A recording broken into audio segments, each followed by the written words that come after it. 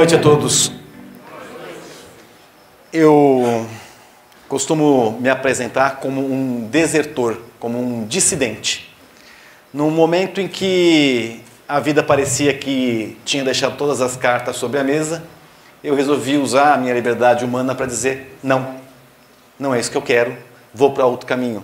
E aos 42 anos de idade, eu me reinventei mais uma vez. É um pouco essa história que eu queria contar para vocês. Eu nasci num bairro na periferia da cidade de São Paulo, chamado bairro do Limão, um bairro de classe média baixa, bastante baixa. Como todos os meus amigos, em virtude ali do extrato social em que eu tinha nascido, sempre me deixaram muito claro o que eu deveria fazer na vida. Eu tinha dois grandes objetivos. O primeiro era sobreviver, pura e simplesmente sobreviver. E o segundo era vencer. Não importa muito o que significasse essa ideia de vencer. Uma parte grande dos meus amigos, infelizmente, não seguiu a regra, não sobreviveram. Eu tive muitos amigos mortos pelo tráfico, mortos pela polícia, mortos por ambos ao mesmo tempo. No ambiente em que eu nasci, o simples fato de sobreviver já era uma vitória, já era uma forma de vencer. E nesse ambiente, então, eu comecei a trabalhar. Aos 14 anos de idade, eu já trabalhava como office boy, tentava ganhar ali meu dinheirinho. E continuei ali. Meus pais sempre fizeram muita questão da questão educacional, sempre se esmeraram muito com a questão educacional. Estudei em escolas públicas a vida inteira. E continuei, então, trabalhando e estudando simultaneamente, até que consegui, depois de um certo tempo, me formar em jornalismo. Durante mais de 10 anos eu atuei nas redações de jornalismo, consegui uma carreira de jornalista, o que já não é muito fácil também, é uma profissão bastante concorrida. Eu trabalhei em lugares nos quais eu aprendi muito, nos lugares nos quais realmente consegui me realizar ali na profissão de jornalista. Durante esse período da vida como jornalista, eu descobri uma outra vocação, que era a vida acadêmica. Eu me lembro do primeiro dia que eu entrei numa sala de aula, já atuando como jornalista, fui trabalhar num curso de jornalismo e me encantei totalmente pela educação e decidi que era aquilo que eu queria fazer. Já dei a minha primeira virada aí, abandonei o jornalismo e fui para a vida acadêmica. Fiz mestrado, fiz 2 pós-graduações lato sensu antes, depois fiz mestrado, doutorado, pós-doutorado. Acabei me tornando professor, doutor, numa das instituições mais respeitadas do país da área de comunicação, que é a Faculdade Casper Libero de São Paulo. Ali eu cheguei ao ponto máximo de uma carreira acadêmica, que é o de ser um professor doutor dentro de um programa de pós-graduação. Eu ganhava num ano o que meu pai não ganhava em 10. Meu salário era um salário bastante alto e eu tinha uma vida que meus amigos invejavam muito, porque, a rigor, eu só precisava estar na faculdade 3 dias por semana. Era uma carga horária relativamente baixa. Apesar de tudo isso, onde eu podia olhar para trás e pensar, deu certo, eu não apenas sobrevivi, eu acho que de alguma forma eu venci. De alguma forma eu cheguei num ponto em que a minha história podia ser muito bem uma história dessas de um grande sucesso que o capitalismo promove. Uma história de ascensão social, do menino pobre que com esforço consegue uma profissão, e lá. Poderia ser mais uma dessas historiazinhas, mas tinha um pequeno probleminha, tinha uma sombra, tinha alguma coisa que o tempo todo me dizia, será que é só isso? Será que acabou? Será que agora é, como diria o Raul Seixas, ficar sentado no trono de um apartamento com a boca escancarada, cheia de dentes, esperando a morte chegar? É isso? Cheguei lá, ponto. Para sobreviver e para vencer da forma como eu fui educado para fazer, a gente tem que engolir muito sapo. Tem que fazer muita coisa que não acredita, tem que fazer muita coisa que não quer, tem que fazer muita coisa que simplesmente não se deseja. E toda vez que eu fazia uma coisa dessa, que engolia um sapo, eu me perguntava, por quê? Por que que eu estou fazendo isso? Qual é a razão de eu fazer isso? Por que que eu vou gastar os melhores anos da minha vida atrás de dinheiro, atrás de conseguir essa ideia do vencer, atrás pura e simplesmente de me realizar profissionalmente? E eu comecei a ganhar algum dinheiro. E paradoxalmente, quanto mais dinheiro eu ganhava, mais a sombra aumentava. Mais eu sentia que aquilo que eu estava fazendo não fazia sentido. Ou melhor, fazia sentido, mas que havia um outro sentido, que havia alguma outra coisa que era mais importante para mim procurar, mais importante para mim de realizar. No final de 9 horas de trabalho todos os dias, eu chegava em casa, já morava sozinho nessa época, me sentava no sofá e perguntava, tá, o que foi que eu fiz? O que foi que efetivamente eu realizei? É para isso? Eu estou indo lá para ganhar um dinheirinho e comprar alguma coisa que certamente eu não preciso? Que certamente eu nunca pensei em ter, em que eu só compro para simplesmente uma autocomplacência. Já que eu trabalhei tanto, então eu mereço comprar isso. Já que eu trabalhei tanto, eu mereço comer nesse restaurante. Já que eu trabalhei tanto, por que eu estou trabalhando tanto? A pergunta não fazia muito sentido. E eu perguntava uma pergunta que eu faço a vocês, no íntimo de vocês, tentem responder. Se amanhã vocês ganhassem na Mega Sena 30 milhões de reais, quantos de vocês continuariam fazendo o trabalho que fazem? Se você respondeu, como a maior parte das pessoas, tá louco, eu iria viajar, eu iria passear, eu iria curtir a vida, então eu lamento, mas o que você faz pelo dinheiro e não pelo valor daquilo que você faz. Porque se eu perguntar para você, se você ganhar 30 milhões de reais, você larga seu filho no orfanato? Você, não quero mais essa criança não, agora eu sou milionário, eu vou largar esse filho aqui e vou curtir minha vida. A maior parte de vocês dirá que não, porque o filho é importante, não é a grana que você tem. Aquilo que é realmente importante não se mede em dinheiro, não se mede na grana. E eu me via trabalhando até em algo que eu gostava, em que eu era vocacionado, mas todo o ambiente institucional, toda a burocracia, toda a falta de perspectiva pessoal do que eu estava fazendo pairava em mim como uma sombra, de maneira que eu me sentia sempre trabalhando para comprar bugigangas que eu não precisava.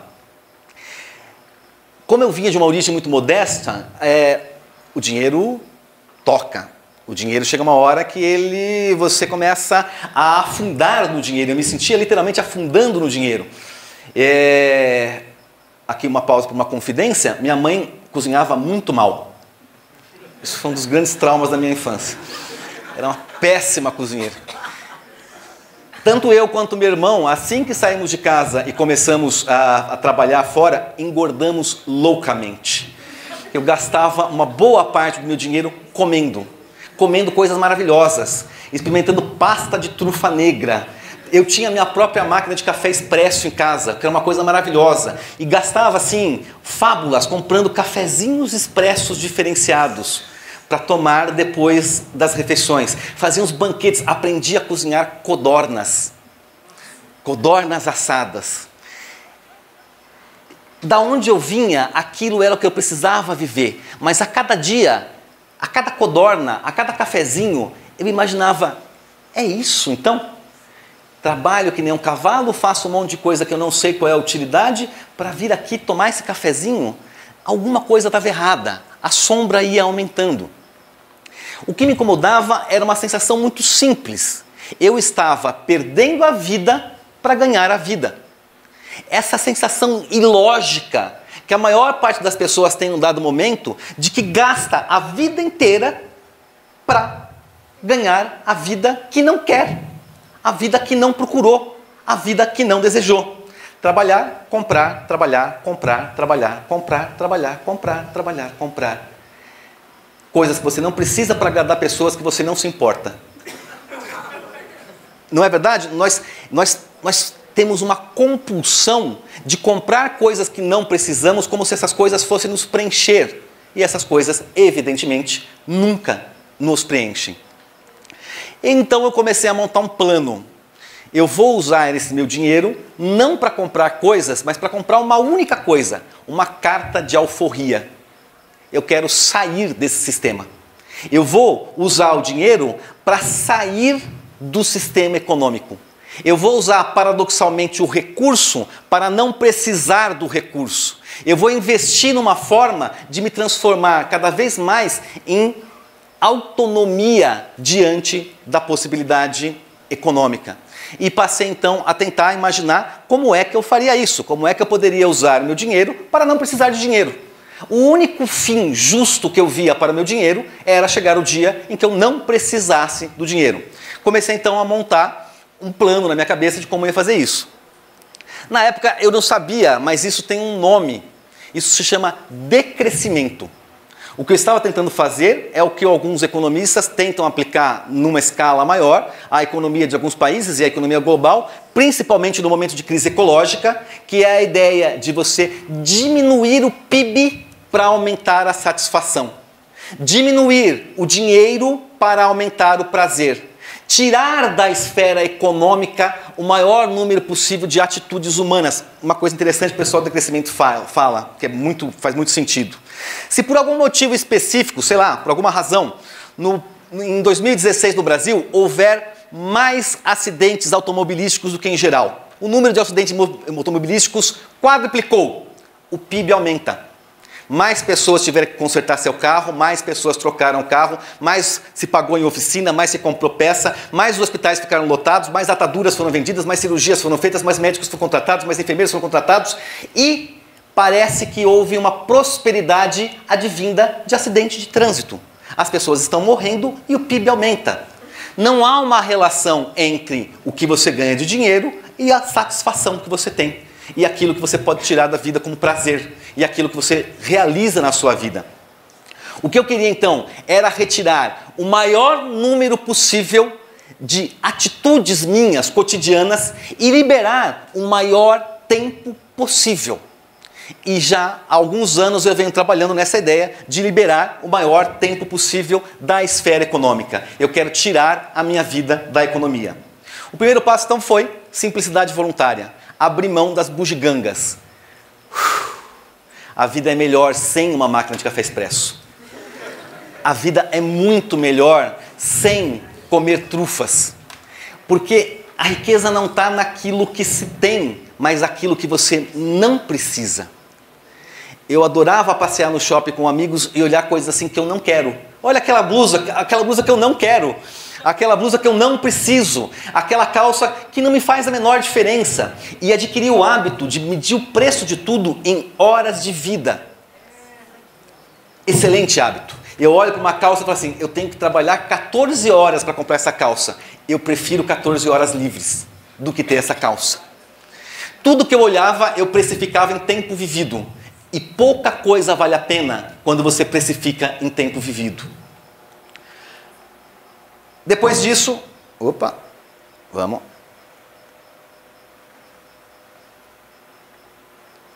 Eu fui me dando conta também que para sair da economia eu precisava aumentar as minhas habilidades, eu precisava aumentar a minha autonomia. Eu precisava ser capaz de produzir coisas que eram úteis para mim ao invés de comprar. Eu poderia ganhar cada vez menos na condição que eu fizesse cada vez mais. Que eu transformasse meu trabalho numa atividade feita exclusivamente para a troca, numa atividade que eu pudesse realizar a minha própria necessidade. Eu passei então a usar esse dinheiro para comprar algumas coisas muito específicas. Ferramentas, habilidades e conhecimento. Fiz curso de tudo que você possa imaginar.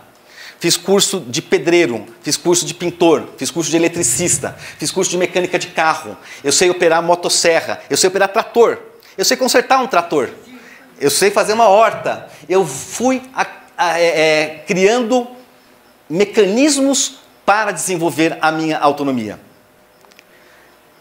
Houve um passo fundamental, você falou aqui algumas vezes também de cidade hoje. Não é possível ter uma relação autônoma fora do mercado dentro da cidade, principalmente dentro de uma grande cidade. As cidades, elas são sim espaço de convivência, espaço da civilização, mas elas também surgem a partir do mercado. A cidade é o espaço da heteronomia, a cidade é o espaço da troca.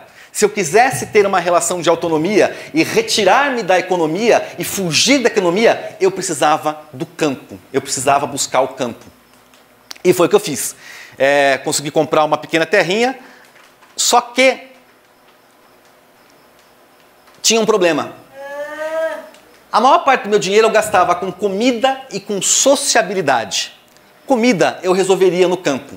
Sociabilidade, eu correria o sério risco de ficar isolado, de morar numa propriedade rural, sem vizinhos, sem nenhum tipo de vida social, que era o que eu tinha na cidade.